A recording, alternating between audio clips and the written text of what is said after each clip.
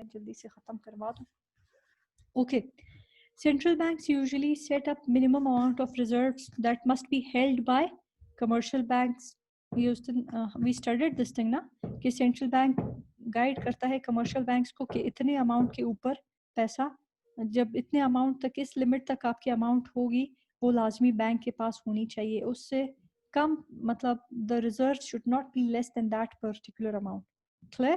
तो therefore central bank क्या करता है? It sets up the minimum amount of reserves that should be held by the commercial banks. उस minimum amount के level तक नहीं जाना चाहिए in order to lend money to the people. By changing the required amount, central bank can influence the money supply in the economy. इस minimum amount को ऊपर नीचे करके या इसको change करके क्या central bank कर सकता है? वो money supply को change कर सकता है. Why? Of course, अगर वो minimum amount को और कम कर दे तो बैंक जो है अब और ज़्यादा पैसा जो है लोगों को दे सकता है, लेकिन अगर वो मिनिमम अमाउंट को बढ़ा दे तो फिर बैंक जो है वो ज़्यादा पैसा लोगों को नहीं दे सकता फॉर इन्वेस्टमेंट. ठीक है ना? तो फिर मनी सप्लाई डिक्रीज हो गई. If monetary authorities increase the required reserve amount, commercial banks will find less money available to lend to their clients and therefore money supply decreases. अभी मैंने आपको ये बात समझाई. मॉनेटरी अथॉरिटीज़ ने रिक्वायर्ड रिजर्व अमाउंट को इंक्रीज कर दिया, बढ़ा दिया. कमर्शियल बैंक्स अब कम पैसा जो है वो लेंड करेंगे टू द क्लाइंट्स और देयरफॉर मनी सप्लाई कम हो जाएगी. Commercial banks can not use the reserves to make loans और funds investment to new business. वो जो रिजर्व सेंट्रल बैंक ने रखी हुई है, सेटअप की है, उसको कमर्शियल बैंक जो है वो लोन्स या फंड्स के फॉर्म में लोगों को प्रोवाइड नहीं कर सकता. Since it constitutes a lost opportunity for commercial banks, central banks pay them interest on the reserves. अब ये स्टेटमेंट क्या है कि ये वाली जो अमाउंट है जो रिजर्व्स की फॉर्म में है, जो सेंट्रल बैंक ने सेट की है कि ये अमाउंट बिल्कुल भी लेंड नहीं करनी. ठीक है? This is the lost opportunity for commercial banks. यानी कि अगर कमर्शियल बैंक्स ये पैसे भी लेंड करता तो इसके ऊपर और पैसे जो है वो वापस उस कमर्शियल बैंक को मिलते. तो यहाँ पे क्या है कि central bank rate of interest पे करता है to the commercial banks on that amount of reserves. इस इंटरेस्ट को कहते हैं इंटरेस्ट ऑन रिजर्व्स और interest on required reserves. Clear? If some point is not clear to you, ठीक है ना, or if at some point you get stuck, then you can ask me the question as well after listening to these audio lectures. ठीक है? फिर भी अगर कोई point समझ में ना आए, you can always ask me questions. Open market operations. What is an open market operation? ये word अब पहली दफ़ा आप लोगों ने सुना है. The central bank can either purchase or sell securities, ठीक है, issued by government to affect the money supply. For example, central banks can purchase government bonds. ठीक है? Next line में मुझे पढ़ूँ तो मैं आपको समझा दूँगी. As a result, banks will obtain more money to increase the lending and money supply in the economy. What is an open market operation? Central bank क्या करेगा? गवर्नमेंट भी जो है वो अपनी बॉन्ड्स और सिक्योरिटीज़ वगैरह को इशू करता है, सेल आउट करता है, ठीक है, to the people through central bank. Central bank क्या करेगा? इन सिक्योरिटीज़ को या तो परचेज करेगा या वापस सेल आउट करेगा. ठीक है ना? सही. और इसकी वजह से क्या होगा कि मनी सप्लाई अफेक्ट होती है. वाई? बिकॉज सेंट्रल बैंक क्या करता है? वो गवर्नमेंट बॉन्ड्स को परचेज कर सकता है और जब वो उसको परचेज करेगा, ठीक है ना, बैंक के पास क्या होगा? पैसा इंक्रीज हो जाएगा. ठीक. जब पैसा इंक्रीज हो जाए तो फिर बैंक फर्दर जो है कमर्शियल बैंक्स के थ्रू सेंट्रल बैंक जो है वो उनको पैसे लेंड कर सकता है और जिसकी वजह से मनी सप्लाई जो है इकोनॉमी में इंक्रीज हो जाएगी. जितने भी हम बॉन्ड्स का वर्ड बार बार यूज़ करें, ये डिफरेंट टाइप ऑफ बॉन्ड्स है और ये हम सब ने देखे हुए हैं, अगर देखे नहीं भी हुए हमने सुने हैं. ठीक है ना? मे बी 5,000 रुपीज़ के बॉन्ड्स होते हैं, 7,000 रुपीज़ के होते हैं, 15,000 के होते हैं, 1,500 के होते हैं, इसी तरह 25,000 के होते हैं, 40,000 के होते हैं. These are different bonds. ठीक है? ये सिक्योरिटीज़ भी इनको इसलिए क्यों कहते हैं? आपके पास कोई बॉन्ड पड़ा है, आप पिछले 4-5 सालों से ट्राई कर रहे हो, आपका इनाम नहीं निकल आ रहा या आपका इनाम निकल आया, अब आप क्या करना चाहते हैं, you want to resell that bond. तो क्या करोगे, आपको आपके बॉन्ड के एग्जैक्ट सेम अमाउंट वापस मिलेगा, ना कम ना ज़्यादा।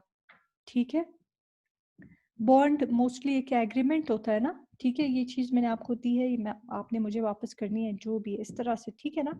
तो एग्जैक्ट वही पर्पज़ है यहाँ पे भी, आपके पास जितने भी रुपीज़ का बॉन्ड पड़ा हुआ है, आप वो बॉन्ड अगर वापस बैंक को देते हो तो बैंक आपको एग्जैक्ट वही अमाउंट देगा। यहाँ पे वो गोल्ड वाला हिसाब नहीं है, डॉलर वाला हिसाब नहीं है कि कम या ज़्यादा उस पर आपको मिलेगा, या कोई और एसेट्स वाला हिसाब नहीं है, ठीक है ना। तो इन बॉन्ड्स के थ्रू बैंक्स जो है they obtain more money to increase the lending and money supply in the economy. Now इससे पहले हम लोग अभी पढ़ चुके थे कि there can be an expansionary monetary policy और a contractionary monetary policy depending on the objectives. The central banks can have an expansionary और अ कॉन्ट्रैक्शनरी मॉनेटरी पॉलिसी। अब अगर आगे जाने से पहले सिर्फ आप लोगों को हर चीज़ को ना पहले खुद एक अंडरस्टैंडिंग के साथ कि अच्छा इसमें ये चीज़ हो सकती है। What do we mean by expansion, किसी चीज़ को बढ़ा देना, ठीक है। What do we mean by contraction, किसी चीज़ को कॉन्ट्रैक्ट करना, कम कर देना, ठीक है ना। तो जैसे ये वर्ड्स है उसी तरह से इनकी जो है इम्प्लीमेंटेशन भी है। एक्सपेंशनरी मॉनेटरी पॉलिसी का मतलब क्या है कि मनी सप्लाई को, जब मॉनेटरी पॉलिसी की बात हो रही है एक्सपेंशनरी मॉनेटरी पॉलिसी, तो आप डायरेक्ट आपके माइंड में आना चाहिए कि मनी सप्लाई यहाँ पे क्या होगा, इट शुड इंक्रीज। जब कॉन्ट्रैक्शनरी मॉनेटरी पॉलिसी की बात होगी आपको डायरेक्ट माइंड में आना चाहिए कि money supply should increase over here. Now expansionary monetary policy क्या कह रहा है, this is a monetary policy that aims to increase the money supply in the economy, ठीक है। अब by decreasing the interest rate, purchasing the government securities by central banks and lowering the reserve requirements for the banks। ये चीज़ें आप लोग इतना study कर चुके हो, आई एम होपफुल कि अब जब ये स्टेटमेंट्स लिखी हुई आपको क्लियर हो गई होंगी, ठीक है। अभी क्या कह रहे हैं, the monetary policy that aims to increase the money supply in the economy. Aim या ऑब्जेक्टिव ये है कि मनी सप्लाई को इंक्रीज करना है। कैसे इंक्रीज करना है, 3 मेथड्स यहाँ पे बताएं। To decrease the interest rate, ठीक है। सेकेंड वन क्या है, purchase the government securities by central banks. Third one क्या है, रिजर्व रिक्वायरमेंट्स को कम कर दो। अब again just in the very simplest terms, बहुत आसान लफ्जों में मैं आपको बताती हूँ। सपोज करो यहाँ पे अभी मुझसे नाजिश ने क्वेश्चन पूछा, नाजिश बैंक है, ठीक है ना, सही, और मैं जो हूँ I want to take loan from Nazish, ठीक है, I am a common man, ठीक है ना, and Nazish is our bank over है। नाजिश से जब मैं 100 रुपीज़ लूँगी, ठीक है, नाजिश मुझे कहेगी कि रेट ऑफ इंटरेस्ट जो है वो 4% है, यानी कि मैंने वो 100 रुपीज़ नाजिश से लिए, मैंने उसको इन्वेस्ट किया और 1 साल के बाद मैंने 104 रुपीज़ नाजिश को वापस रिटर्न की, ठीक है, सही, मैंने बैंक को वापस 104 रुपीज़ रिटर्न किए। अब रेट ऑफ इंटरेस्ट क्या हुआ कि नाजिश ने उसको कम कर दिया, 2% रेट ऑफ इंटरेस्ट पे नाजिश ने मुझे 100 रुपीज़ दिए, मैंने वो 100 रुपीज़ इन्वेस्ट किए और मैंने वापस नाजिश को कितने दिए, 102 रुपए दिए, 102 रुपीज़ रिटर्न किए। तो देखो ना, नाजिश को जब मैंने 102 रुपीज़ रिटर्न किए तो 2 रुपीज़ मेरे पास एक्स्ट्रा रह गए ना। जब उसने 4% रेट ऑफ इंटरेस्ट रखा था तो मुझे उसको 104 रुपए देने पड़े, ठीक है। लेकिन जब उसने 2% रेट ऑफ इंटरेस्ट रखा तो मैंने उसको 102 रुपए दिए और 2 रुपए मेरे पास रह गए। अब अगर यही 104 102 को आप करोड़ों रुपए में लेके जाओगे तो 2% और 4% जो है वो बहुत ह्यूज डिफरेंस बनाता है, ठीक है। बैंक से जब आप करोड़ों रुपए लोगे तो आप जब उसको 4% रेट ऑफ इंटरेस्ट पे उसका दोगे तो that would be a huge amount as compare to the 2% rate of interest. तो जब रेट ऑफ इंटरेस्ट को डिक्रीज किया तो मेरे पास अब मेरे पास अब 2 रुपए एक्स्ट्रा रह गए, ठीक है ना। वो 2 रुपए मनी सप्लाई है जो कि इकोनॉमी में मेरे हाथ में है और वो जाहिर बात है they are now part of the money supply. और सिर्फ मैं नहीं हूँ, मेरे साथ साथ बहुत ज़्यादा लोग हैं जो कि इन्वेस्टमेंट करते हैं, ठीक है, जिनको ये पैसे चाहिए वो बैंक चलेंगे, सबके पास दो दो दो दो, ठीक है। ये दो दो रुपए जो है ये 2 लाख भी हो सकते हैं, 20 लाख भी हो सकते हैं, 2 करोड़ भी हो सकते हैं, depending on the amount of money जो आपने लिया है बैंक से। तो मेरे साथ जितने भी इन्वेस्टर्स हैं उन सब इन्वेस्टर्स के पास ये 2% रेट ऑफ इंटरेस्ट उनकी जेब में रह गया, that is in the form of money supply. ठीक है, उसी तरह से government securities by central bank ने ली। ठीक है, सेंट्रल बैंक के पास ज़्यादा बॉन्ड्स पड़े हुए तो हम लोग ज़्यादा बॉन्ड्स गवर्नमेंट से लेंगे। ठीक है, और फिर अपनी किस्मत आजमाएंगे। ठीक है, सेंट्रल बैंक जब गवर्नमेंट से बॉन्ड्स वगैरह लेता है, सिक्योरिटीज लेता है, वो इसीलिए लेता है ताकि लोग उसके पास आए और लोग उससे ले। ठीक है, जब हम जाएंगे ज़्यादा से ज़्यादा बॉन्ड्स लेंगे तो we will be more people will have the chance to win the prize amounts. Clear? तो फिर क्या होगा, अगेन मनी सप्लाई इंक्रीज हो गई। And the last one, reserve requirements. Bank को जो गवर्नमेंट ने कहा था, सॉरी सेंट्रल बैंक ने कहा था कि इस मिनिमम अमाउंट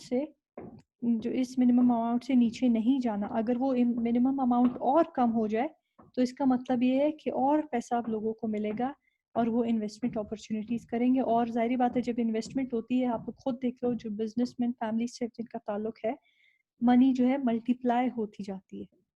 ठीक है, सही। तो जब इन्वेस्टर ज़्यादा से ज़्यादा इन्वेस्ट करेगा तो मनी मल्टीप्लायर, जो आपने कॉन्सेप्ट पढ़ा भी था, तो इकोनॉमी में फ्लो ऑफ मनी इंक्रीज होती जाएगी। And expansionary policy lowers unemployment.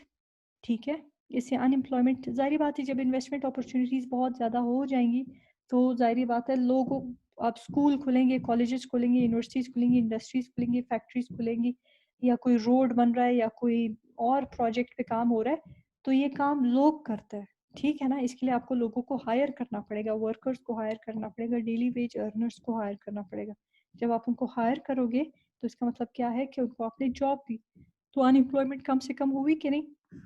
और जब ज़्यादा से ज़्यादा लोगों को जॉब मिल रही है तो बिजनेस एक्टिविटी स्टिम्युलेट हो जाएंगे और कंज्यूमर स्पेंडिंग भी इंक्रीज हो जाएगी, क्योंकि चूंकि लोगों को जॉब्स मिल रही है तो अब वो स्पेंडिंग्स भी इंक्रीज हो जाएंगी। The overall goal of expansionary monetary policy is to fuel economic growth.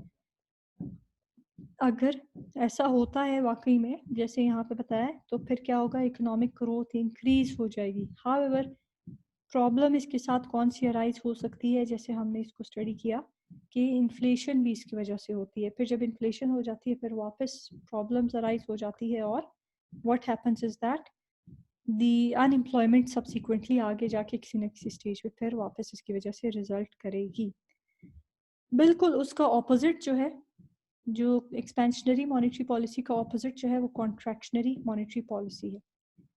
It can be achieved by raising interest rates. 102 रुपए जो मेरे पास बच रहे थे अभी मैं वापस दे रही हूँ टू द बैंक, और मेरे साथ साथ तमाम इन्वेस्टर्स वापस दे रहे हैं। गवर्नमेंट बॉन्ड्स को सेल करना है, ठीक है ना, सही। अब लोगों के पास ज़्यादा से ज़्यादा बॉन्ड्स नहीं है, rather they are, central bank क्या करा, it had to sell the bonds back to government and increase the reserve requirements for banks. ठीक है, बैंक्स, कमर्शियल बैंक्स के पास कम से कम पैसा है कि वो लेंड करे to the people. Contractionary policy is utilized when government wants to control inflation level. Basically जो है इन्फ्लेशन लेवल को कंट्रोल करने के लिए कॉन्ट्रैक्शनरी मॉनेटरी पॉलिसी है, और इन्फ्लेशन को कंट्रोल, अनएम्प्लॉयमेंट को कंट्रोल करने के लिए एक्सपेंशनरी मॉनेटरी पॉलिसी है। So this is all for today's lecture. If there are any questions you can ask me.